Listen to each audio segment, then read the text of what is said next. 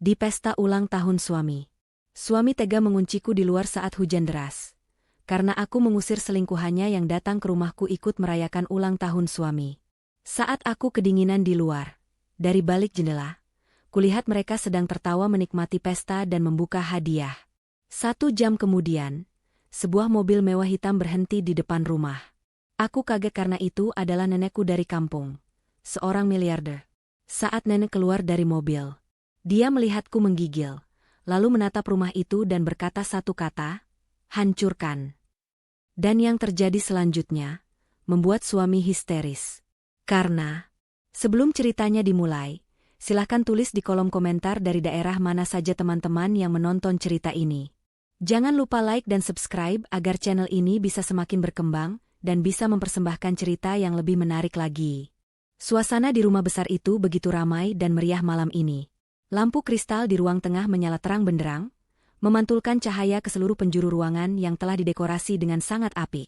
Suara musik mengalun lembut berpadu dengan gelak tawa para tamu undangan yang memenuhi setiap sudut rumah. Ini adalah malam ulang tahun Robi, suamiku, dan aku telah menghabiskan waktu seharian penuh untuk memastikan segalanya berjalan dengan sempurna. Kakiku terasa pegal luar biasa karena sedari pagi aku tidak berhenti bergerak.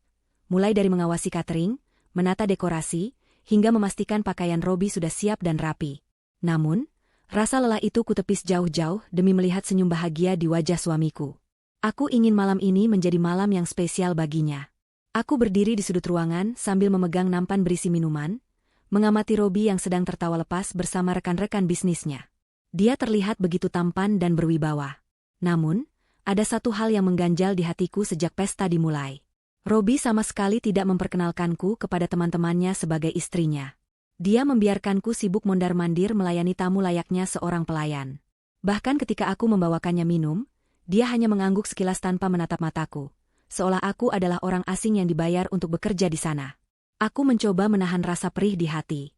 Mungkin dia terlalu sibuk, pikirku menghibur diri. Aku berusaha tetap tersenyum ramah kepada setiap tamu yang hadir. Meskipun beberapa dari mereka menatapku dengan pandangan meremehkan karena penampilanku yang sederhana. Aku memang tidak mengenakan gaun mewah seperti istri-istri rekan bisnis Robi. Aku hanya mengenakan gamis dan jilbab yang rapi, pakaian terbaik yang kumiliki, karena Robi selalu membatasi uang belanja untuk keperluan pribadiku. Tiba-tiba, keramaian di dekat pintu masuk terhenti sejenak. Suara obrolan meredup dan berganti dengan bisik-bisik kekaguman. Aku menoleh ke arah pintu dan melihat seorang wanita melangkah masuk dengan penuh percaya diri. Wanita itu adalah Luna. Dia mengenakan gaun pesta yang sangat mewah dan berkilauan, memamerkan lekuk tubuhnya dengan berani. Riasan wajahnya tebal namun terlihat mahal, dan rambutnya ditata dengan gaya modern. Dia berjalan melenggang seolah-olah dialah bintang utama di pesta ini. Yang membuat dadaku sesak adalah reaksi Robi. Begitu melihat Luna, wajah Robi langsung berbinar cerah, jauh lebih cerah dibandingkan saat dia melihatku tadi pagi. Robi langsung meninggalkan lawan bicaranya dan berjalan cepat menyambut Luna dengan senyum lebar.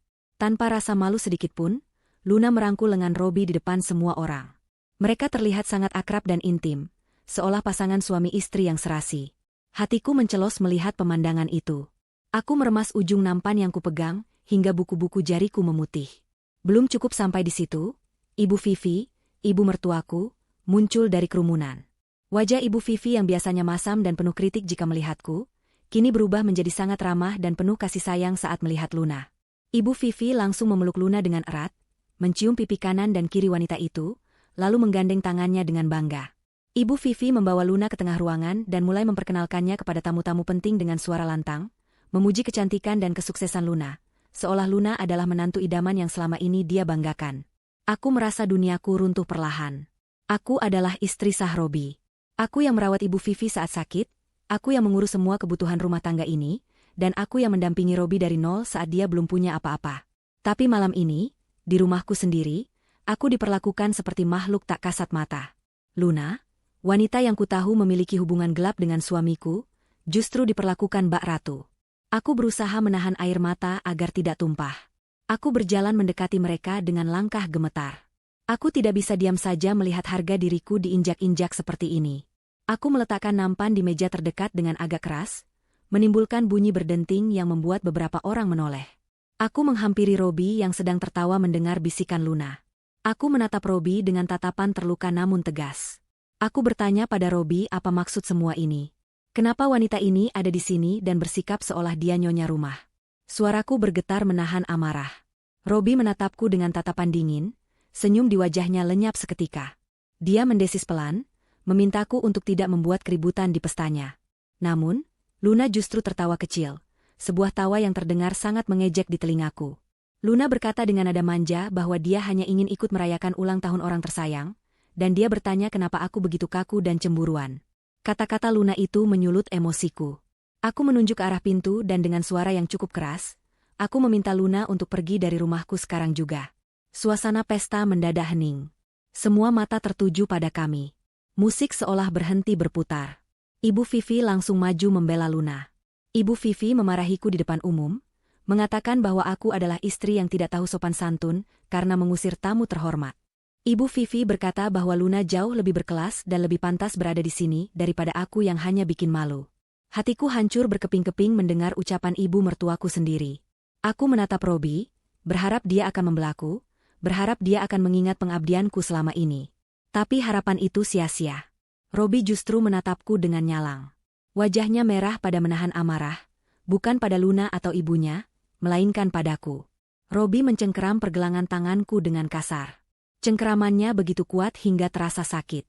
Dia menarikku menjauh dari kerumunan tamu yang berbisik-bisik. Robi berkata dengan suara penuh penekanan bahwa aku telah merusak suasana pesta ulang tahunnya. Dia bilang aku tidak tahu diri dan hanya bisa membuat masalah. Aku mencoba melepaskan tangannya dan membela diri, mengatakan bahwa aku hanya mempertahankan harga diriku sebagai istri. Tapi Robi tidak mau mendengar. Dia terus menyeret paksa aku menuju pintu depan yang besar. Luna dan Ibu Vivi melihat kejadian itu dengan senyum kemenangan tersungging di bibir mereka. Tidak ada satupun tamu yang berani mencegah Robi. Aku terseret langkah kaki Robi yang lebar dan cepat. Air mataku akhirnya tumpah membasahi pipi. Aku memohon pada Robi untuk melepaskanku, tapi dia tuli terhadap tangisanku. Kami sampai di pintu depan. Di luar, suara guntur menggelegar dan hujan mulai turun dengan deras, seolah langit ikut menangis melihat nasibku. Robi membuka pintu utama dengan kasar.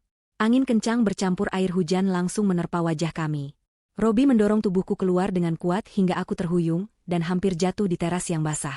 Dia menunjuk wajahku dan berteriak di tengah suara hujan, mengatakan bahwa jika aku tidak bisa menerima Luna, maka aku tidak punya tempat di rumah ini. Dia lebih memilih wanita itu daripada aku, istrinya sendiri. Robi berkata dengan kejam, kalau Luna harus pergi, maka aku juga harus keluar. Tanpa menunggu jawabanku, dia membanting pintu kayu jati yang berat itu tepat di depan wajahku. Suara pintu yang terbanting keras itu terdengar seperti vonis mati bagiku. Bunyi kunci yang diputar dari dalam menyusul kemudian, menegaskan bahwa aku benar-benar tidak diinginkan lagi. Aku berdiri terpaku di depan pintu yang tertutup rapat itu, masih tidak percaya dengan apa yang baru saja terjadi. Tubuhku gemetar hebat, bukan hanya karena hawa dingin yang mulai menusuk tulang, tapi juga karena guncangan batin yang luar biasa. Hujan turun semakin deras, mengguyur tubuhku tanpa ampun. Dalam hitungan detik, pakaian gamis dan jilbabku basah kuyup, melekat dingin di kulitku. Air hujan bercampur dengan air mata yang mengalir deras di pipiku. Aku mencoba memutar gagang pintu, berharap Robi hanya menggertak, tapi pintu itu terkunci mati. Aku mengetuk pintu dengan kepalan tanganku, memanggil nama Robi, memohon agar dia membukakan pintu. Tapi suaraku tenggelam oleh suara deru hujan dan petir yang menyambar. Tidak ada jawaban dari dalam. Tidak ada langkah kaki yang mendekat. Aku merasa sangat kecil dan tidak berdaya. Angin malam bertiup kencang, membuat gigil di tubuhku semakin menjadi-jadi. Aku memeluk tubuhku sendiri, mencoba mencari sedikit kehangatan, namun sia-sia. Dinginnya air hujan terasa menusuk hingga ke sumsum tulang. Aku melangkah mundur perlahan, menjauhi teras, melangkah ke halaman yang kini sudah becek dan tergenang air. Kakiku terasa berat, seolah ada batu besar yang mengikatnya.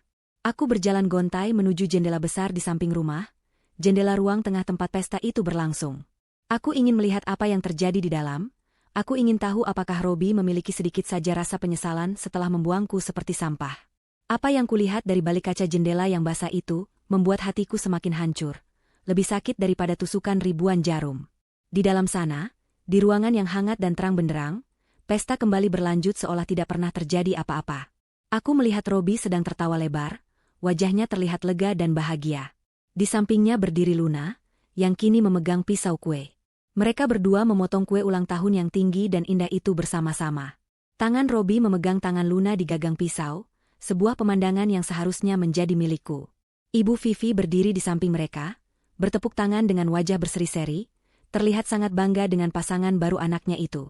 Para tamu juga ikut bertepuk tangan dan tertawa, menikmati hidangan lezat yang kusiapkan dengan jerih payahku sendiri. Mereka semua tertawa di atas penderitaanku. Tidak ada satupun dari mereka yang peduli bahwa di luar sini, hanya terpisah selembar kaca, ada seorang wanita yang sedang kedinginan dan kelaparan, wanita yang adalah istri sah dari pemilik pesta itu. Aku menempelkan telapak tanganku yang dingin ke kaca jendela. Aku ingin berteriak, ingin memecahkan kaca itu agar mereka sadar akan keberadaanku. Tapi tenagaku sudah habis. Rasa dingin mulai menggerogoti kesadaranku. Bibirku terasa kaku dan membiru. Pandanganku mulai kabur karena air hujan yang terus-menerus membasahi wajahku. Aku melihat Robi menyuapi Luna potongan kue pertama. Luna menerima suapan itu dengan manja, lalu membersihkan sisa krim di sudut bibir Robi dengan jarinya. Adegan itu begitu menyakitkan hingga aku merasa mual. Aku teringat masa lalu, saat kami masih hidup susah di kontrakan sempit. Saat itu Robi berjanji akan membahagiakanku jika dia sukses nanti. Aku rela menjual perhiasan peninggalan almarhum ibuku untuk modal usaha Robi. Aku rela makan nasi berlauk garam agar Robi bisa membeli bensin untuk motor tuanya saat mencari kerja. Semua pengorbanan itu berputar di kepalaku seperti film lama yang rusak. Dan inilah balasannya. Saat dia sudah sukses, saat dia sudah memiliki segalanya, dia membuangku demi wanita lain yang hanya datang saat dia sudah di puncak. Ternyata kesetiaan tidak ada harganya bagi Robi. Harta dan jabatan telah membutakan mata hatinya. Dia lupa siapa yang menemaninya mendaki bukit terjal kehidupan. Waktu berlalu dengan lambat dan menyiksa. Mungkin sudah 1 jam aku berdiri di luar di bawah guyuran hujan. Tubuhku sudah tidak bisa lagi merasakan dingin, yang ada hanya rasa kebas yang menjalar dari ujung kaki hingga ke kepala. Kakiku lemas, tidak kuat lagi menopang berat badanku. Aku merosot jatuh, terduduk di atas aspal halaman yang kasar dan dingin. Genangan air hujan merendam bagian bawah pakaianku. Aku menggigil hebat, gigiku bergemerutuk tak terkendali. Napasku terasa berat dan pendek-pendek. Aku merasa kesadaranku mulai timbul tenggelam. Dalam hati aku berdoa, jika ini adalah akhir hidupku, aku ingin Tuhan membalas semua rasa sakit ini. Aku tidak rela mati konyol sementara mereka bersenang-senang di dalam sana. Saat mataku hampir terpejam, tiba-tiba sebuah cahaya terang menyorot dari arah gerbang depan. Cahaya itu sangat silau, menembus tirai hujan yang lebat. Aku memicingkan mata, berusaha melihat apa itu. Sebuah mobil berwarna hitam mengkilap melaju pelan memasuki halaman rumah. Mobil itu bukan mobil biasa. Dari bentuknya yang besar dan gagah, serta lambang yang berkilauan di kap mesinnya, aku tahu itu adalah mobil yang sangat mewah, jenis mobil yang hanya dimiliki oleh konglomerat papan atas. Mobil itu berhenti tepat di depan tempatku terduduk. Suara mesinnya terdengar sangat halus, nyaris tak terdengar di antara suara hujan. Pintu mobil bagian depan terbuka, dan seorang sopir berseragam rapi keluar dengan sigap sambil mengembangkan payung hitam besar. Sopir itu bergegas menuju pintu penumpang belakang, dan membukanya dengan hormat. Jantungku berdegup lemah. Siapa yang datang malam-malam begini dengan mobil semewah itu? Apakah salah satu rekan bisnis Robi yang paling kaya? Sebuah kaki melangkah turun dari mobil. Sepatu hak rendah yang terlihat mahal menjejak aspal basah. Kemudian, sosok seorang wanita tua namun terlihat sangat berwibawa keluar dari dalam mobil. Dia mengenakan pakaian yang elegan, meski tertutup mantel tebal untuk menghalau dingin.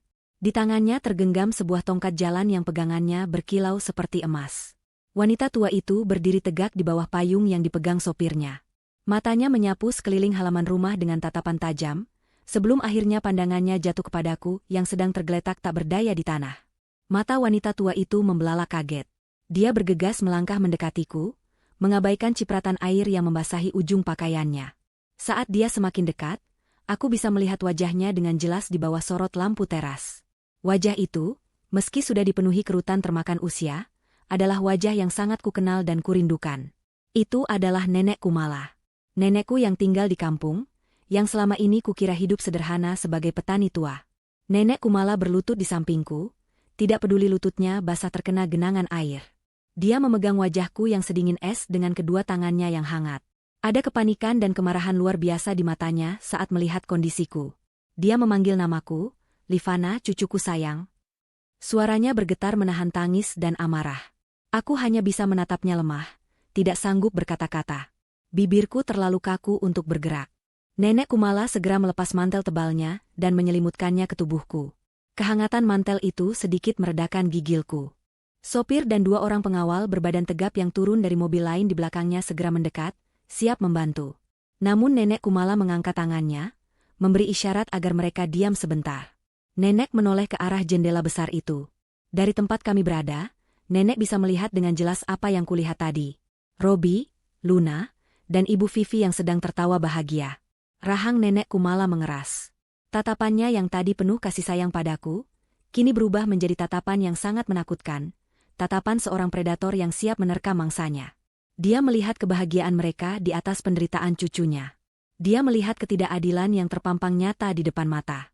Nenek Kumala berdiri perlahan, dibantu oleh tongkat emasnya. Dia berdiri tegak, memancarkan aura kekuasaan yang belum pernah kulihat sebelumnya. Dia menunjuk ke arah rumah megah itu dengan ujung tongkatnya. Suaranya tidak keras, tapi terdengar sangat jelas dan penuh penekanan, menembus suara hujan. Dia menoleh kepada kepala pengawalnya yang berdiri sigap di sampingnya, lalu mengucapkan satu kata yang akan mengubah nasib semua orang di dalam rumah itu selamanya. Hancurkan. Perintah itu terdengar mutlak. Tidak ada keraguan sedikit pun. Para pengawal itu mengangguk serempak. Wajah mereka dingin tanpa ekspresi, siap melaksanakan perintah sang majikan tanpa banyak tanya. Aku melihat nenek kembali menatapku, matanya kini lembut lagi, menjanjikan perlindungan yang selama ini tidak kudapatkan dari suamiku sendiri. Perintah satu kata dari Nenek Kumala itu bagaikan pemicu ledakan yang tak tertahankan. Seolah-olah pasukan khusus yang telah terlatih, 6 orang pengawal berbadan tegap yang mengenakan setelan jas hitam rapi langsung bergerak serentak. Mereka tidak berlari dengan terburu-buru, melainkan berjalan dengan langkah tegap dan berirama yang mengintimidasi, menimbulkan suara debuman sepatu bot yang berat di atas aspal yang basah. Wajah mereka dingin, tanpa ekspresi, seperti robot yang diprogram hanya untuk satu tujuan, melaksanakan titah majikannya tanpa keraguan sedikitpun. Nenek Kumala masih berdiri tegak di tempatnya, menatap nanar ke arah jendela besar yang menampilkan tawaria orang-orang yang telah menyakiti cucunya. Aku, yang masih tergeletak lemah di aspal, merasakan sebuah tangan lembut namun kuat membantuku bangkit. Itu adalah tangan sopir pribadi nenek. Dia memapahku dengan sangat hati-hati, seolah aku adalah barang pecah belah yang sangat berharga. Kami bergerak perlahan menuju pintu depan. Hujan masih turun dengan derasnya, namun payung besar yang dipegang oleh sopir itu melindungiku dan nenek dari setiap tetes air. Di depan kami, 2 pengawal yang berada di barisan paling depan sudah mencapai pintu utama. Tanpa mengetuk atau meminta izin, salah satu dari mereka menendang pintu jati ukiran Jepara itu dengan satu hentakan kuat. Suara brak yang keras terdengar memekakan telinga, bahkan mengalahkan suara guntur di langit. Pintu yang tadi dikunci rapat oleh Robi kini terbuka lebar, engselnya tampak sedikit rusak saking kuatnya tendangan itu. Angin malam yang dingin langsung berhembus masuk ke dalam ruang pesta yang hangat, membawa serta aroma hujan dan aura kemarahan yang pekat.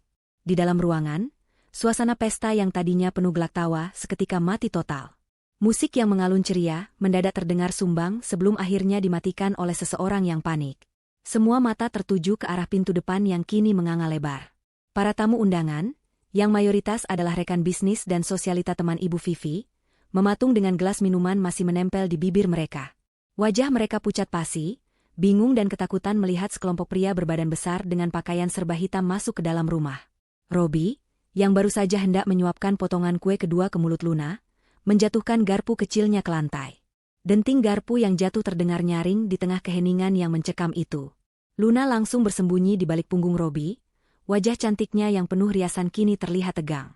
Ibu Vivi yang berdiri di samping meja kue tampak melotot, mulutnya terbuka lebar karena kaget. Robi adalah orang pertama yang sadar dari keterkejutannya. Dengan wajah merah padam karena marah, dia melangkah maju menantang para pengawal itu.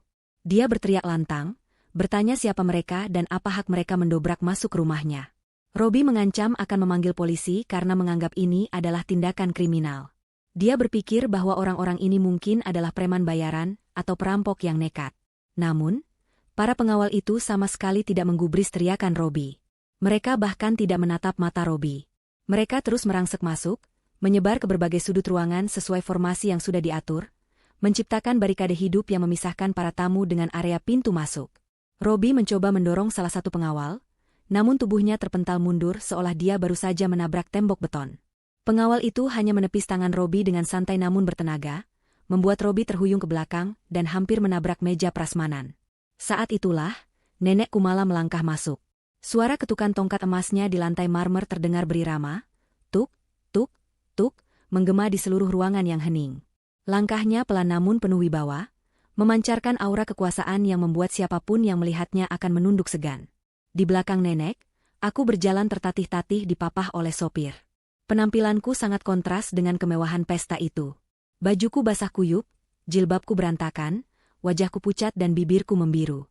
Air menetes dari pakaianku, membasahi lantai marmer yang mahal itu, menciptakan jejak basah di sepanjang jalan yang kami lalui. Melihat siapa yang datang, ekspresi wajah Robi berubah dari marah menjadi bingung, lalu meremehkan. Dia mengenali wanita tua itu. Ibu Vivi juga langsung bereaksi. Dia berkacak pinggang dan tertawa sinis, sebuah tawa yang dipaksakan untuk menutupi rasa takutnya tadi. Ibu Vivi berteriak dengan suara melengking, mengatakan bahwa dia kira siapa yang datang membuat onar, ternyata hanya nenek kampung Silivana. Ibu Vivi menghina Nenek Kumala dengan sebutan pengemis tua yang tidak tahu diri. Dia bertanya dengan nada mengejek, apakah nenek datang jauh-jauh dari kampung hanya untuk meminta sumbangan atau sisa makanan pesta. Luna ikut tertawa kecil mendengar ucapan calon mertuanya itu, merasa di atas angin kembali. Mereka benar-benar tidak menyadari situasi yang sebenarnya. Mereka buta akan bahaya yang sedang mengintai tepat di depan hidung mereka. Nenek Kumala berhenti tepat di tengah ruangan, di bawah lampu kristal besar yang berkilauan. Dia tidak menjawab hinaan Ibu Vivi. Wajahnya tetap datar, namun matanya menyala-nyala menatap Robi, Luna, dan Ibu Vivi bergantian. Tatapan itu begitu tajam dan dingin, seolah mampu membekukan darah siapapun yang ditatapnya. Nenek mengangkat tongkat emasnya sedikit, lalu menghentakkannya ke lantai dengan keras sekali. Suara hentakan itu membungkam tawa Ibu Vivi dan Luna seketika. Nenek menatap lurus ke arah Robi dan berkata dengan suara yang tenang namun menusuk, bahwa dia datang bukan untuk meminta, melainkan untuk mengambil kembali apa yang seharusnya tidak pernah dinikmati oleh pengkhianat. Robi mengerutkan kening, tidak mengerti maksud ucapan nenek. Dia masih merasa berkuasa di rumahnya sendiri. Dengan angkuh, Robi mengusir kami semua. Dia menunjuk pintu dan berteriak agar aku membawa nenekku yang gila ini keluar sebelum dia benar-benar memanggil satpam kompleks untuk menyeret kami. Robi bilang dia jijik melihat lantai rumahnya kotor karena air hujan dari baju kami. Mendengar itu, salah satu pengawal nenek bergerak maju mendekati Robi, siap untuk memberi pelajaran, tapi nenek mengangkat tangan kirinya, memberi isyarat berhenti. Nenek ingin menyelesaikan ini dengan caranya sendiri. Nenek menoleh padaku yang masih menggigil. Dia melepaskan genggaman tangannya dari tongkat sejenak untuk merapikan jilbabku yang basah. Sentuhannya begitu lembut, sangat kontras dengan tatapan membunuh yang dia berikan pada Robi tadi. Nenek berkata pelan padaku agar aku tenang, dan melihat bagaimana Tuhan bekerja membalas kejahatan mereka malam ini. Setelah itu, nenek kembali menatap Robi dan memberikan isyarat mata kepada para pengawalnya. Itu adalah kode untuk memulai tahap pertama dari perintah, hancurkan. Tanpa peringatan, para pengawal itu mulai bergerak. Bukan menyerang orang, tapi menyerang simbol-simbol kemewahan pesta itu. Salah satu pengawal mendekati meja kue ulang tahun yang tinggi bertingkat itu. Dengan satu gerakan tangan yang kuat, dia mendorong kue tart raksasa itu hingga jatuh ke lantai. Brak! Kue yang indah itu hancur berantakan, krim dan bolu berserakan mengotori lantai marmer putih. Robi dan Luna berteriak histeris melihat kue mahal mereka hancur dalam sekejap. Belum sempat mereka memprotes, pengawal lain menarik taplak meja prasmanan dengan kasar.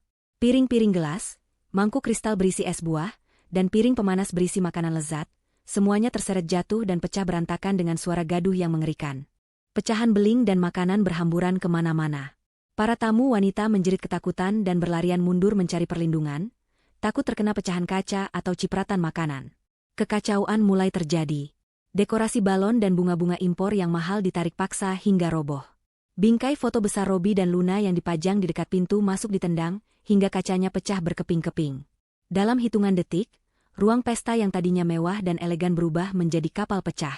Robi berusaha maju untuk menghentikan pengawal yang sedang membanting kursi, tapi dia langsung dihadang oleh dua pengawal lain yang berdiri kokoh seperti tembok.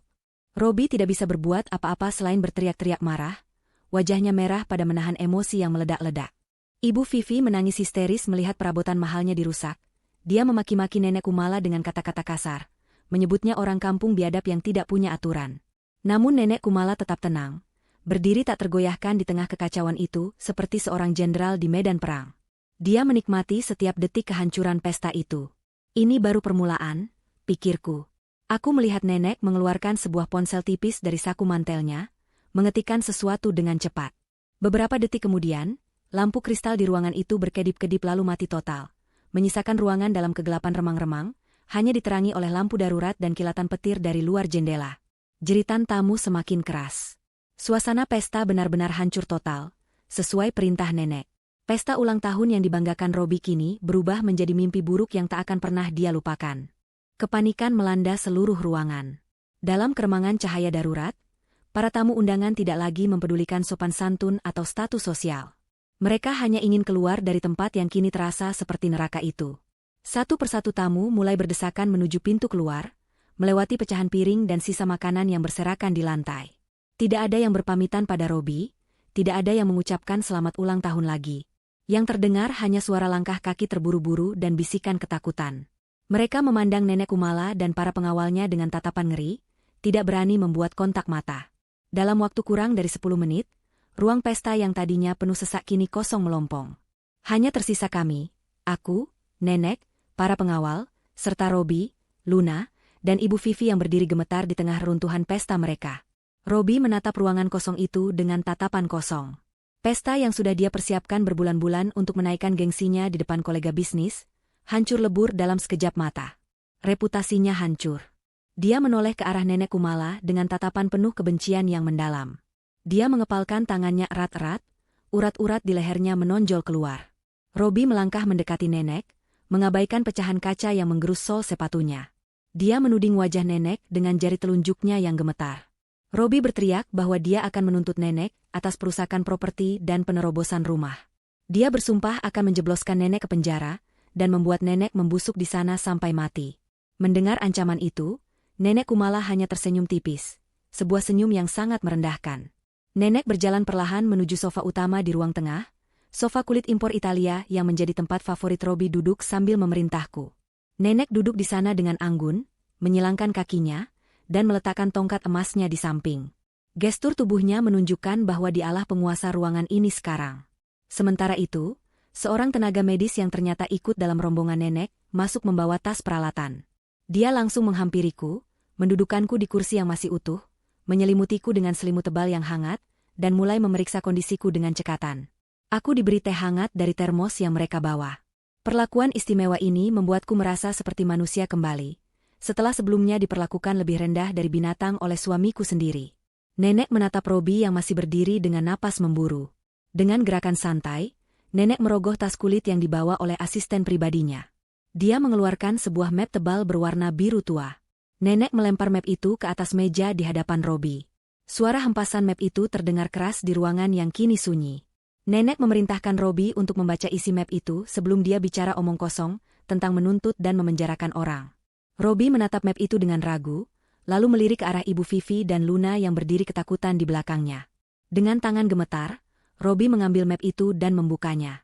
Robi mulai membaca lembar demi lembar dokumen di dalamnya. Awalnya wajahnya terlihat bingung, namun perlahan berubah menjadi pucat pasi, seputih kertas yang dipegangnya. Matanya membelalak tak percaya, keringat dingin mulai bercucuran di pelipisnya. Tangannya gemetar makin hebat hingga kertas-kertas itu berbunyi krek-krek. Luna yang penasaran ikut mengintip isi dokumen itu, dan reaksinya pun sama. Dia menutup mulutnya dengan tangan, matanya terbelalak kaget. Ibu Vivi yang tidak sabar langsung merebut kertas itu dari tangan Robi dan membacanya sendiri. Seketika itu juga, lutut Ibu Vivi lemas dan dia jatuh terduduk di lantai, seolah tulangnya baru saja dicabut dari tubuhnya. Dokumen itu adalah sertifikat asli rumah mewah yang kami tempati ini, serta surat pengakuan hutang perusahaan Robi yang nilainya mencapai miliaran rupiah. Di sana tertulis dengan jelas bahwa pemilik sah dari rumah ini bukanlah Robi, melainkan sebuah perusahaan holding bernama Kumala Group. Dan yang lebih mengejutkan lagi bagi mereka, pemilik tunggal dari Kumala Group adalah Nenek Kumala, wanita tua yang baru saja mereka hina sebagai pengemis kampung. Ternyata, selama ini Robi hanya memiliki hak guna bangunan yang diagunkan ke perusahaan, dan karena kegagalan pembayaran hutang serta pelanggaran kontrak bisnis yang fatal, yang datanya sudah dikumpulkan lengkap oleh tim Nenek, maka seluruh aset Robi, termasuk rumah ini, telah resmi disita oleh perusahaan sejak detik ini. Nenek Kumala berbicara dengan suara yang menggema di ruangan sunyi itu. Dia menjelaskan bahwa selama ini dialah investor rahasia yang menyuntikkan dana ke perusahaan tempat Robi bekerja, melalui perantara-perantara kepercayaannya. Nenek melakukan itu demi aku, demi cucunya, agar suamiku bisa sukses dan membahagiakanku. Nenek memberikan segalanya secara diam-diam, karena tidak ingin Robi merasa rendah diri. Tapi apa balasan yang dia terima? Robi justru menggunakan kesuksesan itu untuk berselingkuh, menghina cucunya, dan bahkan mengusirnya seperti anjing kurap saat hujan deras. Nenek berkata bahwa dia bisa memberi kekayaan dalam sekejap mata, dan dia juga bisa mengambilnya kembali dalam sekejap mata, bahkan lebih cepat. Robi menjatuhkan map itu ke lantai. Dia menatap nenek dengan pandangan tidak percaya. Dia menggelengkan kepalanya berkali-kali, bergumam bahwa ini tidak mungkin, ini pasti palsu. Bagaimana mungkin nenek kampung yang selalu datang membawa beras dan sayur bisa menjadi pemilik perusahaan raksasa yang menguasai pasar properti? Robi merasa seperti sedang bermimpi buruk. Kesombongannya hancur berkeping-keping. Dia menyadari bahwa dia baru saja membangunkan naga tidur. Dia telah menggali kuburannya sendiri dengan menantang orang yang memegang nyawa finansialnya. Ibu Vivi yang tadi garang, kini merangkak mendekati kaki nenek Kumala. Wajahnya basah oleh air mata ketakutan. Dia mencoba memegang kaki nenek, tapi ditepis kasar oleh pengawal. Ibu Vivi memohon ampun dengan suara serak. Dia berkata bahwa ini semua hanya salah paham. Dia bilang dia tidak tahu kalau nenek adalah orang kaya raya. Dia mencoba menjilat kembali ludahnya sendiri dengan memuji-muji nenek sebagai besan yang baik hati dan dermawan. Sungguh pemandangan yang menyedihkan dan menjijikkan. Wanita yang tadi begitu sombong menghinaku dan nenek, kini mengemis seperti budahannya karena tahu nenek punya uang. Luna, yang menyadari situasinya sudah berbalik 180 derajat, mulai mundur perlahan menuju pintu belakang. Dia tidak mau terlibat dalam kebangkrutan ini. Namun, mata elang nenek menangkap gerakannya. Nenek membentak Luna untuk berhenti di tempat. Nenek berkata bahwa tidak ada satu orang pun yang boleh keluar dari ruangan ini sebelum dia selesai bicara. Luna membeku di tempat, wajahnya pucat ketakutan. Nenek menatap mereka bertiga, Robi, Ibu Vivi, dan Luna, dengan tatapan jijik. Dia berkata bahwa dia tidak butuh permintaan maaf palsu mereka. Yang dia butuhkan hanyalah keadilan bagi cucunya. Nenek bangkit dari sofa, mengambil kembali tongkat emasnya. Dia berjalan mendekati Robi yang masih terpaku bisu. Nenek berkata bahwa mulai detik ini, rumah ini disita. Semua barang-barang mewah di dalamnya, mobil di garasi, dan semua fasilitas yang mereka nikmati, sekarang adalah milik Kumala Group. Nenek memberikan ultimatum yang sangat singkat. Mereka bertiga harus angkat kaki dari rumah ini sekarang juga. Tanpa membawa apa-apa selain baju yang menempel di badan. Tidak boleh membawa perhiasan, tidak boleh membawa uang tunai hasil korupsi perusahaan, tidak boleh membawa kendaraan. Robi mencoba memprotes, mengatakan bahwa ini tidak adil. Ini rumahnya, dia yang membangunnya. Tapi nenek memotong ucapannya dengan tegas. Nenek bilang, Robi membangunnya dengan uang nenek, jadi itu milik nenek. Nenek menatap jam tangan emas di pergelangan tangannya. Dia memberikan waktu tepat 10 menit. Jika dalam 10 menit mereka belum keluar dari pagar rumah, nenek akan memerintahkan pengawalnya untuk membantu mereka keluar dengan cara yang sangat tidak sopan, persis seperti cara Robi mengusirku tadi. Ancaman itu terdengar sangat nyata dan mengerikan. Robi menatapku, matanya memancarkan permohonan. Dia berharap aku, istrinya yang selama ini selalu sabar dan pemaaf, akan membelanya. Dia memanggil namaku pelan, Livana, tolong aku, kita suami istri. Suaranya terdengar menyedihkan. Tapi aku hanya diam, menatapnya dengan tatapan kosong. Hatiku sudah mati untuknya sejak dia menutup pintu di depan wajahku saat hujan tadi. Aku memalingkan wajahku, membiarkan nenek menyelesaikan apa yang harus diselesaikan. Tidak ada lagi belas kasihan untuk pria yang tidak punya hati. Waktu 10 menit yang diberikan oleh nenek Kumala terasa berjalan begitu cepat, seperti pasir yang lolos dari genggaman tangan. Suasana di dalam ruang tengah yang porak-poranda itu, kini berubah menjadi panggung kepanikan yang menyedihkan.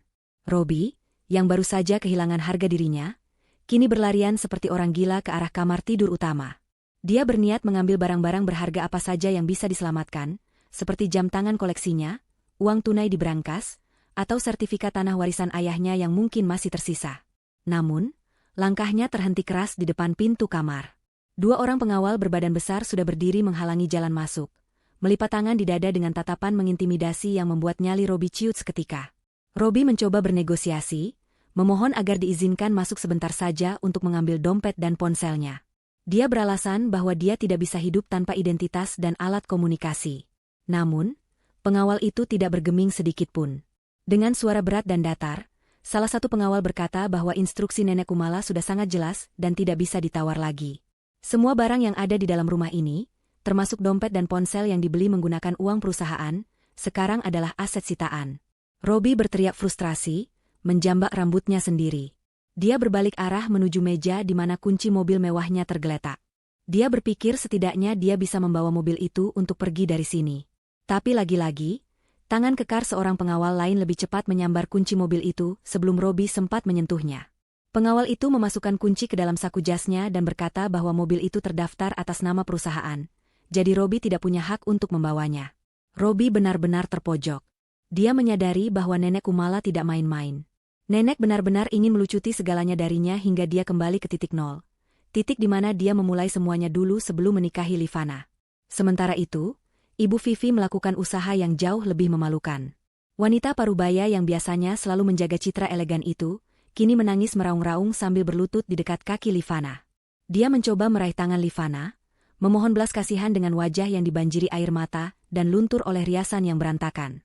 Ibu Vivi terus-menerus menyebut kata keluarga. Dia mengingatkan Livana tentang masa-masa indah mereka dulu, meskipun sebenarnya masa indah itu tidak pernah ada karena Ibu Vivi selalu memandang rendah menantunya. Ibu Vivi berkata bahwa Livana adalah menantu kesayangannya, menantu yang paling sabar dan sholehah. Dia memohon agar Livana membujuk Nenek Kumala untuk membatalkan pengusiran ini. Dia beralasan bahwa dia sudah tua dan sakit-sakitan, tidak mungkin dia bisa bertahan hidup di jalanan tanpa atap. Livana menatap ibu mertuanya dengan tatapan datar, tanpa ekspresi. Hatinya yang dulu lembut kini telah membeku. Dia teringat betapa kejamnya mulut Ibu Vivi saat menghinanya tadi, betapa semangatnya wanita tua ini mendukung perselingkuhan Robi dengan Luna, hanya karena Luna terlihat lebih kaya. Livana menarik tangannya perlahan dari jangkauan Ibu Vivi. Dengan suara yang tenang namun menusuk tajam ke ulu hati, Livana berkata bahwa dia ingat betul bagaimana perlakuan keluarga ini padanya. Livana mengingatkan Ibu Vivi bahwa 10 menit yang lalu, Ibu Vivilah yang menyuruh satpam menyeret Livana keluar saat hujan badai. Livana berkata bahwa keluarga tidak akan membiarkan anaknya mati kedinginan di luar pagar demi membela orang asing. Kata-kata Livana menampar kesadaran Ibu Vivi. Wanita tua itu terdiam, tidak bisa membantah kenyataan yang diucapkan menantunya. Luna, di sisi lain, berusaha bersikap lebih cerdik. Diam-diam dia mencoba menyelinap ke arah pintu samping, berharap bisa kabur tanpa ketahuan. Tangan kanannya mencengkeram tas tangannya erat-erat, di mana dia menyembunyikan beberapa perhiasan yang sempat dia ambil dari meja rias saat pesta berlangsung tadi. Tapi mata elang Nenek Kumala tidak melewatkan satu gerakan pun. Nenek memberi kode dagu pada kepala pengawal. Dengan sigap, pengawal itu mengejar Luna dan menahan langkahnya tepat di ambang pintu. Pengawal itu meminta tas tangan Luna dengan paksa. Luna meronta, berteriak bahwa itu adalah barang pribadinya dan mereka tidak berhak menyentuhnya. Terjadi tarik-menarik singkat sebelum akhirnya tas itu berpindah tangan. Pengawal itu membalikan tas Luna, dan berjatuhanlah cincin, kalung, dan gelang emas milik Ibu Vivi yang ternyata sudah dicuri Luna diam-diam. Ibu Vivi membelalak kaget melihat perhiasannya ada di tas Luna. Dia tidak menyangka wanita yang dipujanya itu ternyata seorang pencuri. Waktu 10 menit pun habis. Nenek Kumala memukul tongkatnya ke lantai sekali lagi, tanda bahwa toleransi sudah berakhir. Para pengawal langsung bergerak serentak. Tanpa kekerasan fisik yang berlebihan namun dengan ketegasan yang mutlak, mereka menggiring Robi, Ibu Vivi, dan Luna ke arah pintu utama. Robi mencoba bertahan dengan berpegangan pada kusen pintu, berteriak memanggil nama Livana sekali lagi, tapi tenaga dua pengawal yang mendorongnya jauh lebih kuat. Dia terdorong keluar melewati ambang pintu, diikuti oleh Ibu Vivi yang masih menangis histeris, dan Luna yang memaki-maki kasar. Mereka bertiga terlempar ke teras depan yang basah. Hujan masih turun dengan deras, seolah alam semesta setuju untuk membersihkan jejak mereka dari rumah itu. Pintu jati besar itu kemudian ditutup kembali dengan keras di hadapan wajah mereka. Brak! Suara itu sama persis dengan suara saat Robi menutup pintu untuk Livana tadi. Tapi kali ini, posisinya berbalik. Robi, Ibu Vivi, dan Luna kini berada di luar, sementara Livana berada di dalam kehangatan rumah yang sebenarnya adalah miliknya. Dari balik pintu, terdengar suara kunci diputar 2 kali, memastikan tidak ada jalan kembali bagi mereka. Robi menggedor pintu dengan kepalan tangannya, berteriak frustrasi, tapi suaranya sia-sia ditelan suara guntur. Di dalam rumah, Livana masih duduk diam di sofa, air mata menetes perlahan di pipinya. Bukan air mata kesedihan karena kehilangan suami, tapi air mata kelegaan karena beban berat yang selama ini menindih dadanya akhirnya terangkat. Nenek Kumala memeluk pundak Livana, memberikan kekuatan. Nenek berkata bahwa mulai malam ini, hidup Livana akan berubah total, dan tidak ada lagi yang bisa menyakitinya. Para pelayan yang bekerja di rumah itu, yang selama ini diam karena takut pada Robi dan Ibu Vivi, kini mulai muncul. Mereka menatap Nenek Kumala dengan hormat. Nenek memberikan instruksi agar rumah ini segera dibersihkan dari sisa-sisa pesta dan barang-barang milik Robi yang masih tertinggal. Nenek memerintahkan agar semua pakaian dan barang pribadi Robi, Ibu Vivi, dan Luna dikumpulkan dan dibakar atau disumbangkan, karena dia tidak ingin ada satupun jejak mereka yang tersisa di rumah ini. Livana mendengarkan instruksi itu dengan tenang. Dia tahu ini adalah langkah awal untuk membersihkan hidupnya dari racun masa lalu. Dia menatap ke arah jendela, melihat bayangan 3 orang di luar sana yang sedang bertarung dengan nasib mereka sendiri. Tidak ada rasa kasihan lagi di hati Livana, hanya ada rasa keadilan yang akhirnya ditegakkan. Hujan deras mengguyur tubuh Robi, Luna, dan Ibu Vivi tanpa ampun. Dalam hitungan detik, pakaian pesta mereka yang mahal sudah basah kuyup, melekat tak nyaman di kulit. Dingin yang menusuk tulang langsung menyergap mereka, persis seperti rasa dingin yang dirasakan Livana 1 jam yang lalu. Mereka berdiri gemetar di depan pintu gerbang yang tinggi dan kokoh, yang kini tertutup rapat untuk mereka. Lampu-lampu taman yang biasanya menerangi halaman kini dimatikan, membuat mereka berada dalam kegelapan malam yang mencekam, hanya diterangi oleh kilatan petir yang sesekali menyambar. Jalanan di depan rumah mewah itu sepi. Mobil-mobil tamu undangan sudah lama pergi, meninggalkan jejak ban di aspal yang basah. Tidak ada satupun teman Robi yang menunggu atau menawarkan bantuan. Mereka semua kabur begitu melihat tanda-tanda kejatuhan Robi, membuktikan bahwa persahabatan mereka hanya didasari oleh uang dan status. Robi mengusap wajahnya yang basah kasar. Dia menatap rumah megah yang baru saja tertutup baginya itu dengan tatapan kosong. Pikirannya kacau balau. Dia masih tidak percaya bahwa hidupnya bisa berbalik 180 derajat, hanya dalam waktu 1 malam. Tadi sore dia adalah seorang direktur muda yang sukses, pemilik rumah mewah, dan dikelilingi wanita cantik. Sekarang, dia tidak lebih dari seorang gelandangan yang tidak punya uang sepeser pun di kantongnya. Dia meraba saku celananya, berharap ada keajaiban berupa dompet yang tertinggal, tapi nihil. Dompet, ponsel, kunci mobil, semuanya sudah disita. Dia benar-benar tidak punya apa-apa. Rasa penyesalan mulai merambat di hatinya, tapi bukan penyesalan karena menyakiti Livana, melainkan penyesalan karena tidak mengecek latar belakang Nenek Kumala sebelumnya. Ibu Vivi menggigil hebat di samping Robi. Giginya bergemerutu keras. Dia memeluk tubuhnya sendiri yang hanya berbalut kebaya tipis. Kain batiknya yang mahal kini kotor terkena cipratan lumpur. Ibu Vivi mulai merengek, menyalahkan Robi atas semua kejadian ini. Dia memukul lengan anaknya dengan lemah, bertanya kenapa Robi begitu bodoh sampai tidak tahu kalau neneknya Livana adalah pemilik perusahaan. Ibu Vivi menyalahkan Robi karena tidak becus mengurus aset sehingga bisa disita begitu saja. Dia meratapi nasibnya yang harus kehujanan di usia tua, padahal seharusnya dia sedang tidur nyenyak di kasur empuknya. Omelan Ibu Vivi yang tiada henti membuat kepala Robi semakin pening. Emosi Robi yang sudah diubun-ubun akhirnya meledak. Dia membentak ibunya agar diam. Suara bentakan Robi membuat Ibu Vivi terdiam kaget, tidak menyangka anak emasnya berani membentaknya. Luna, yang berdiri agak menjauh dari mereka, menatap Robi dengan tatapan jijik. Riasan wajahnya luntur, membuat wajah cantiknya terlihat mengerikan seperti badut yang menangis. Gaun pestanya yang panjang menyeret di aspal yang becek, membuatnya terlihat sangat konyol. Luna tidak menangis, tapi matanya memancarkan kemarahan yang luar biasa. Dia merasa tertipu mentah-mentah. Selama ini dia mendekati Robi karena mengira Robi adalah pria kaya raya yang bisa menjamin masa depannya. Dia rela menjadi perusak rumah tangga orang demi harta. Tapi ternyata, Robi hanyalah orang miskin yang hidup dari belas kasihan nenek istrinya. Luna merasa waktunya terbuang sia-sia untuk pria yang tidak punya masa depan. Pertengkaran pun pecah di antara mereka. Luna mulai memaki Robi dengan kata-kata kasar. Dia menyebut Robi penipu, pria tidak berguna, dan pecundang. Luna berteriak di tengah hujan, mengatakan bahwa dia menyesal pernah mengenal Robi. Dia menyalahkan Robi karena telah menyeretnya ke dalam masalah ini, dan membuatnya dipermalukan di depan banyak orang. Robi yang tidak terima dihina balik menyerang Luna. Dia mengungkit bahwa Luna juga bersalah karena mencuri perhiasan ibunya. Robi berkata bahwa Luna hanya wanita matre yang tidak punya hati. Pertengkaran mereka semakin memanas, saling menyalahkan dan membuka aib masing-masing, sementara Ibu Vivi hanya bisa menangis meratapi nasib di pinggir jalan.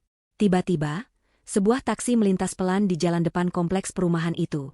Mungkin taksi itu baru saja menurunkan penumpang di blok sebelah. Mata Luna langsung berbinar melihat harapan. Tanpa mempedulikan Robi dan Ibu Vivi, Luna berlari ke tengah jalan sambil melambaikan tangannya dengan panik untuk menyetop taksi tersebut. Taksi itu berhenti di dekat trotoar. Luna bergegas membuka pintu belakang. Robi yang melihat itu mencoba ikut masuk. Dia berpikir bahwa mereka bisa pergi bersama ke hotel atau ke tempat teman untuk sementara waktu. Robi memegang pintu taksi, berharap Luna akan memberinya tumpangan. Namun, Luna menepis tangan Robi dengan kasar. Dia menatap Robi dengan tatapan dingin dan penuh penghinaan. Luna berkata bahwa dia tidak sudi satu mobil dengan gelandangan. Dia bilang urusan mereka sudah selesai sampai di sini. Luna menegaskan bahwa dia tidak mau hidup susah mengurusi pria miskin dan ibunya yang rewel. Ternyata, Luna masih menyembunyikan kartu kredit cadangan dan sedikit uang tunai di balik saku tersembunyi gaunnya yang tidak sempat diperiksa pengawal tadi. Dia punya cukup uang untuk menyelamatkan dirinya sendiri. Tanpa rasa bersalah sedikit pun, Luna masuk ke dalam taksi dan membanting pintunya tepat di depan hidung Robi. Robi terpaku melihat taksi itu melaju pergi menembus hujan, membawa Luna menjauh dari kehidupan mereka. Taksi itu semakin lama semakin kecil, dan akhirnya menghilang di tikungan jalan. Robi ditinggalkan begitu saja seperti sampah yang tidak berharga. Dia baru saja merasakan karma instan yang sangat menyakitkan. Dia mencampakkan istri yang tulus demi wanita yang dia kira mencintainya, tapi wanita itu justru mencampakannya di detik pertama dia jatuh miskin. Robi menoleh ke arah ibunya yang masih duduk di trotoar basah. Kini hanya tinggal mereka berdua. Tanpa uang, tanpa rumah, tanpa kendaraan, dan tanpa tujuan. Rasa dingin semakin menusuk. Ibu Vivi mulai batuk-batuk. Suaranya terdengar parah. Wajahnya pucat pasi dan bibirnya membiru. Robi sadar dia tidak bisa terus berdiam diri di sini, atau ibunya akan mati kedinginan. Dia harus mencari tempat berteduh. Setidaknya emperan toko atau pos ronda yang kosong. Dengan langkah gontai, Robi memapah ibunya berdiri. Mereka berjalan tertatih-tatih menyusuri trotoar yang sepi, menjauh dari rumah mewah yang dulu mereka banggakan. Setiap langkah terasa sangat berat. Bayangan wajah Livana yang tenang saat mereka diusir tadi terus menghantui pikiran Robi. Dia sadar, dia telah membuang berlian demi menggenggam kerikil, dan sekarang kerikil itu pun telah hilang, menyisakan tangan yang kosong dan luka yang menganga. Malam itu menjadi malam terpanjang dalam hidup Robi, malam di mana dia belajar arti kehilangan yang sesungguhnya. Cahaya matahari pagi yang terik menyengat kulit Robi, memaksanya membuka mata dengan berat. Dia terbangun bukan di atas kasur empuk berseprai sutra di kamarnya yang nyaman, melainkan di atas bangku beton keras di sebuah taman kota.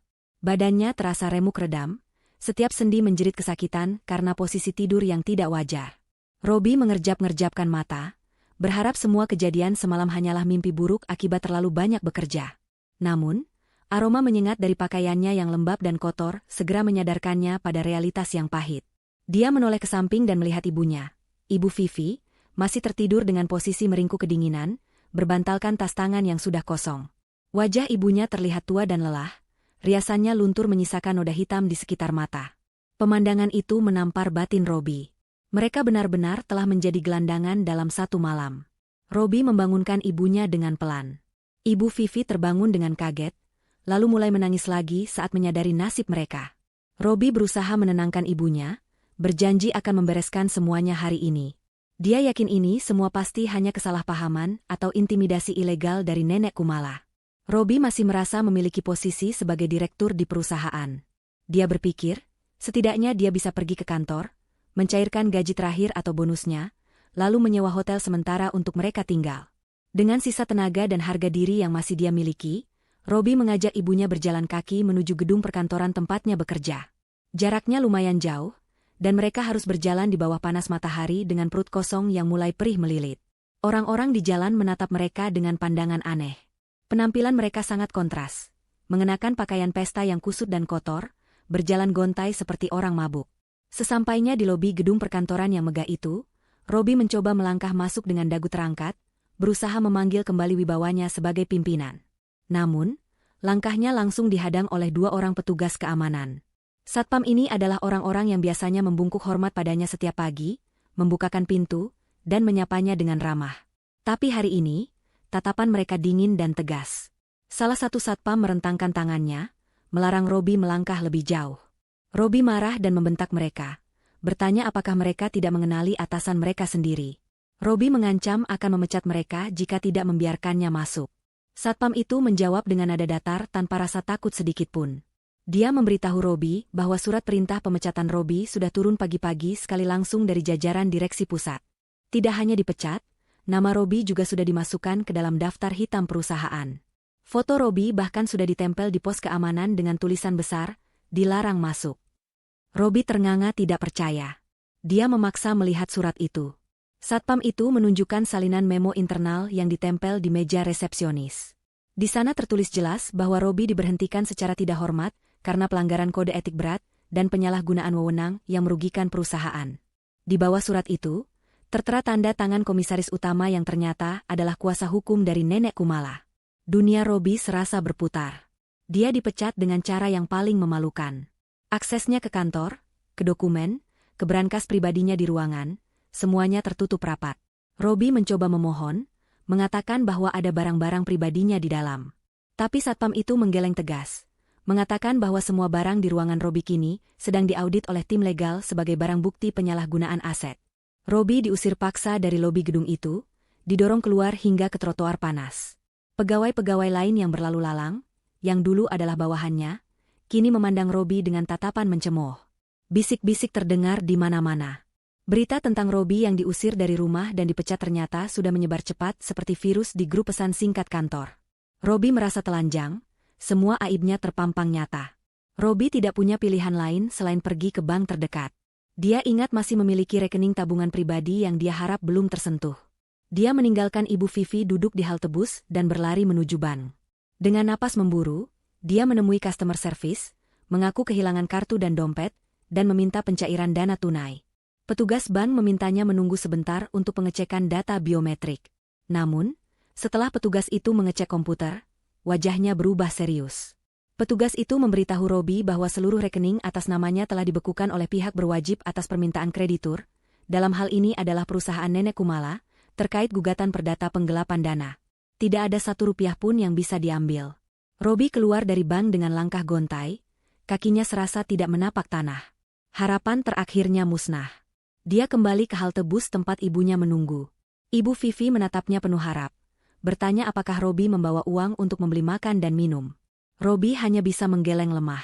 Tangis Ibu Vivi pecah lagi, kali ini lebih keras karena rasa lapar yang tak tertahankan. Robi merogoh saku kecil tersembunyi di balik jasnya. Dia ingat pernah menyelipkan beberapa lembar uang ratusan ribu di sana, untuk keperluan darurat. Ini adalah satu-satunya harapan untuk membeli makan siang ini. Namun, saat jarinya meraba bagian dalam saku itu, dia tidak menemukan apa-apa selain kain kosong. Uang itu hilang. Otak Robi bekerja cepat mengingat kejadian semalam. Satu-satunya orang yang memeluknya erat dan meraba-raba jasnya saat kekacauan terjadi adalah Luna. Saat Luna pura-pura ketakutan dan bersembunyi di balik punggungnya, tangan wanita itu pasti bergerilya mencari apapun yang bisa diambil. Robi mengumpat keras, memaki nama Luna. Wanita itu benar-benar iblis berwajah cantik. Dia tidak hanya meninggalkan Robi, tapi juga mencuri sisa uang terakhir yang bisa menyelamatkan nyawa mereka. Robi dan Ibu Vivi benar-benar jatuh ke titik nol, bahkan minus. Tanpa uang, tanpa rumah, tanpa pekerjaan, dan dengan perut lapar. Sore harinya, setelah menjual jas mahalnya dengan harga sangat murah di pasar loak, hanya untuk mendapatkan sedikit uang tunai, Robi akhirnya menemukan tempat berteduh.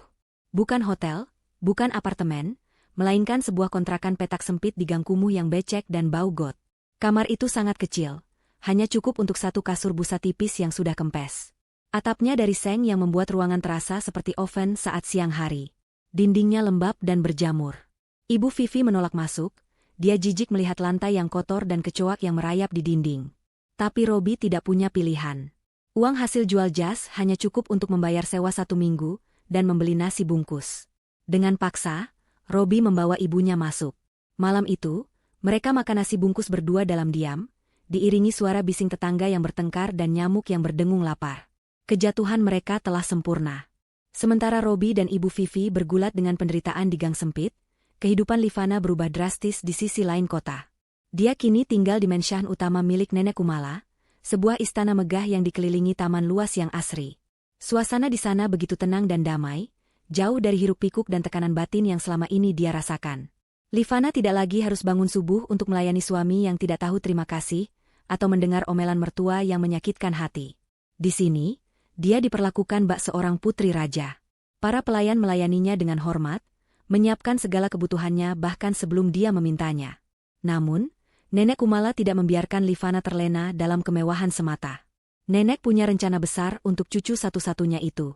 Nenek Kumala mulai mendidik Livana dengan keras namun penuh kasih sayang. Nenek berkata bahwa air mata tidak akan mengubah nasib, hanya kekuatan dan kekuasaan yang bisa melindungi diri dari injakan orang lain. Livana diajari seluk-beluk bisnis keluarga Kumala Group. Mulai dari manajemen aset, strategi investasi, hingga cara menghadapi lawan bicara dalam negosiasi bisnis. Awalnya Livana merasa ragu dan tidak percaya diri. Dia merasa dirinya hanya ibu rumah tangga biasa yang tidak punya keahlian. Tapi nenek terus menyemangatinya, mengingatkan bahwa darah pebisnis mengalir dalam tubuhnya. Livana belajar dengan tekun, menyerap semua ilmu yang diberikan nenek. Dia ingin membuktikan bahwa dia bukan wanita lemah yang bisa dibuang begitu saja. Transformasi fisik pun terjadi seiring dengan perubahan mentalnya. Livana tidak lagi mengenakan gamis lusuh yang kedodoran. Kini dia tampil dengan gaya busana muslimah modern yang elegan dan berkelas. Pakaian kerjanya dirancang khusus oleh desainer ternama, memancarkan aura profesionalisme yang kuat. Jilbabnya ditata rapi, wajahnya dipoles riasan natural yang menonjolkan kecantikan alaminya yang selama ini tertutup beban hidup. Ketika Livana pertama kali melangkah masuk ke kantor pusat Kumala Group sebagai direktur utama yang baru, semua mata tertuju padanya. Karyawan-karyawan menunduk hormat, bukan karena takut, tapi karena segan melihat kewibawaan yang memancar dari dirinya. Livana memimpin rapat dengan tegas, mengambil keputusan-keputusan cerdas yang membuat para pemegang saham berdecak kagum. Dia telah lahir kembali menjadi sosok wanita karir yang tangguh. Berita tentang pengangkatan Livana sebagai pewaris tunggal dan pemimpin baru Kumala Group menyebar luas di media massa. Wajah cantiknya menghiasi sampul majalah bisnis dan layar televisi. Robi melihat berita itu secara tidak sengaja. Saat itu dia sedang duduk melamun di sebuah warung kopi pinggir jalan, menunggu hujan reda setelah seharian bekerja serabutan menjadi kuli angkut di pasar. Mata Robi terpaku pada layar televisi tabung yang tergantung di sudut warung. Di sana, dia melihat Livana sedang diwawancarai wartawan. Livana terlihat begitu bersinar, tersenyum percaya diri, dan berbicara dengan sangat cerdas. Robi nyaris tidak mengenali wanita di layar itu sebagai istrinya yang dulu selalu menunduk patuh. Hati Robi bergetar hebat. Rasa penyesalan yang selama ini dia tekan kini meledak tak tertahankan. Dia melihat betapa bodohnya dirinya. Dia telah membuang berlian demi batu kali. Robi berpikir, mungkin masih ada kesempatan. Mungkin Livana masih memiliki sisa cinta untuknya. Mungkin dia bisa memohon ampun dan kembali menikmati hidup mewah sebagai suami Livana. Pikiran licik dan putus asa itu mendorong Robi melakukan tindakan nekat. Keesokan harinya, dengan menggunakan sisa uang terakhirnya untuk ongkos, Robi nekat pergi ke gedung pencakar langit milik Kumala Group. Penampilannya sangat menyedihkan. Pakaiannya lusuh, wajahnya kusam dan belum dicukur, tubuhnya kurus dan bau keringat. Dia terlihat seperti pengemis di antara orang-orang berdasi yang lalu lalang di kawasan bisnis itu. Robi mencoba masuk ke lobi gedung. Jantungnya berdebar kencang saat mendekati meja resepsionis marmer yang mewah. Dia memberitahu resepsionis wanita yang cantik itu bahwa dia ingin bertemu dengan Ibu Livana. Dengan nada mendesak dia mengaku sebagai suaminya. Resepsionis itu menatap Robi dari ujung kaki hingga ujung kepala dengan tatapan jijik yang tidak ditutup-tutupi. Dia menekan tombol interkom memanggil keamanan, mengatakan ada orang gangguan jiwa yang mengaku-ngaku sebagai suami ibu direktur. Robi marah dan berteriak bahwa dia berkata jujur. Keributan kecil terjadi. Beberapa orang menoleh dan menertawakannya. Tak lama kemudian, 3 orang petugas keamanan bertubuh kekar datang. Mereka tidak banyak bicara, langsung memegang lengan Robi dan menyeretnya keluar dari lobi. Robi meronta-ronta, berteriak memanggil nama Livana sekeras-kerasnya, berharap suaranya terdengar sampai ke lantai atas. Tapi usahanya sia-sia. Dia dilempar keluar gedung hingga jatuh tersungkur di trotoar panas. Lututnya lecet dan berdarah. Orang-orang yang lewat menatapnya dengan pandangan hina, mengira dia gelandangan gila yang sedang mengamuk. Saat Robi sedang berusaha bangkit sambil menahan sakit, sebuah mobil mewah berhenti di depan lobi. Pintu mobil terbuka dan Livana turun dengan anggun, didampingi oleh asisten pribadinya. Livana terlihat sangat memukau, jauh lebih cantik dari yang pernah Robi lihat. Robi merasa mendapat angin segar. Dia bangkit dan berlari mendekati mobil itu sambil berteriak memanggil Livana. Livana, sayang. Ini aku, Robi, suamimu, teriaknya parau. Petugas keamanan segera menghadang Robi sebelum dia bisa mendekat lebih dari 5 meter. Livana berhenti sejenak. Dia menoleh ke arah sumber suara. Matanya bertemu dengan mata Robi. Robi berharap melihat setitik kerinduan atau belas kasihan di sana. Tapi yang dia dapatkan hanyalah tatapan datar dan dingin, seolah Livana sedang melihat orang asing yang tidak penting. Tidak ada emosi, tidak ada kemarahan, hanya ketidakpedulian yang mutlak. Livana kemudian membuang muka, kembali menatap ke depan, dan melangkah masuk ke dalam gedung tanpa menoleh lagi. Pintu kaca otomatis tertutup, memisahkan dunia mereka berdua selamanya. Robi berdiri terpaku, air matanya menetes. Penolakan tanpa kata itu jauh lebih menyakitkan daripada 1000 makian. Dia menyadari bahwa Livana yang dulu mencintainya sudah mati, dibunuh oleh perbuatannya sendiri. Udara di dalam kontrakan peta itu terasa begitu pengap dan menyesakkan dada, seolah oksigen enggan mampir ke tempat yang menyedihkan itu. Dinding-dindingnya yang kusam dan berjamur mengeluarkan aroma lembab yang bercampur dengan bau obat-obatan murah dan keringat yang mengering. Di sudut ruangan yang sempit, Ibu Vivi terbaring lemah di atas kasur busa tipis yang sudah kehilangan keempukannya. Suara batuknya yang keras dan terdengar menyakitkan memecah keheningan siang yang terik itu. Setiap kali batuk itu datang, tubuh ringkih Ibu Vivi terguncang hebat, wajahnya mengerut menahan sakit yang menusuk di dadanya. Wanita yang dulunya selalu tampil prima dengan riasan tebal dan pakaian bermerek itu, kini tak ubahnya seperti kerangka hidup. Rambutnya kusut masai dan memutih, kulitnya kusam, dan tatapan matanya kosong menatap langit-langit kamar yang bocor. Tidak ada lagi sisa-sisa kesombongan yang dulu selalu dia pamerkan di depan Livana. Yang tersisa hanyalah penyesalan dan rasa sakit yang tak berujung. Robi duduk bersila di dekat pintu yang terbuka setengah, menghitung recehan logam di telapak tangannya dengan wajah murung. Tangannya yang dulu halus karena hanya memegang pulpen di ruangan ber-AC, kini kasar, kapalan, dan penuh luka gores akibat pekerjaan barunya sebagai kuli angkut di pasar induk. Dia menatap uang yang jumlahnya tak seberapa itu dengan hati teriris. Uang itu bahkan tidak cukup untuk membeli nasi bungkus yang layak, apalagi untuk menebus resep obat ibunya yang semakin hari semakin mahal. Robi menghela napas panjang, beban hidup terasa menghimpit bahunya begitu kuat hingga dia merasa sulit bernapas. Dia teringat masa-masa jayanya, saat dia bisa menghabiskan jutaan rupiah hanya untuk sekali makan malam. Kini, uang 1000 rupiah pun terasa begitu berharga baginya. Penyesalan itu datang bagaikan ombak besar yang menghantam karang, menghancurkan sisa-sisa harga dirinya. Dia sadar, dialah penyebab ibunya menderita seperti ini. Keserakahan dan ketidaksetiaannya telah menyeret mereka ke lubang kehancuran. Tiba-tiba, suasana gang sempit yang biasanya bising oleh teriakan anak-anak dan suara televisi tetangga mendadak senyap. Kesunyian yang ganjil itu membuat Robi mengangkat kepalanya.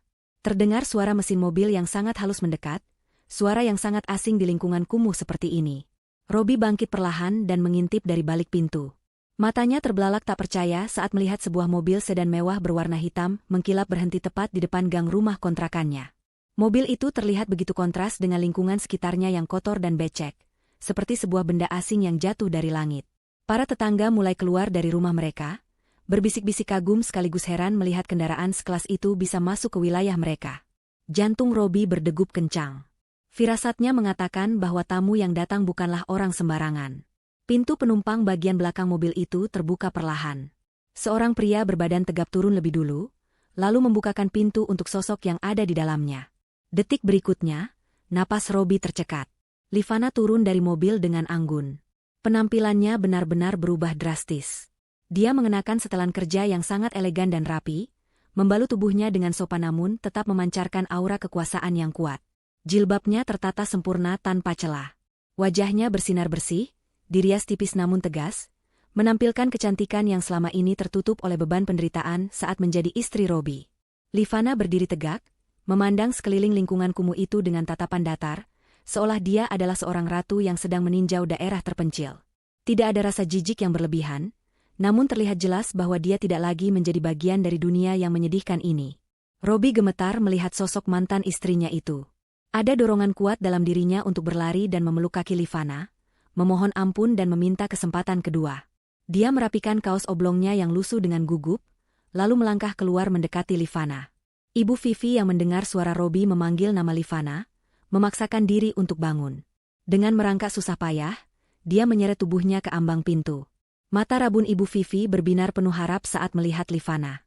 Dalam pikiran sempitnya, dia mengira Livana datang untuk menjemput mereka pulang, menyelamatkan mereka dari neraka kemiskinan ini. Ibu Vivi mulai menangis, memanggil-manggil nama Livana dengan suara parau, menyebut dirinya sebagai ibu mertua yang merindukan menantunya. Namun, Harapan mereka hancur seketika saat melihat respons Livana. Wanita itu tidak melangkah maju untuk memeluk atau menyapa mereka dengan hangat.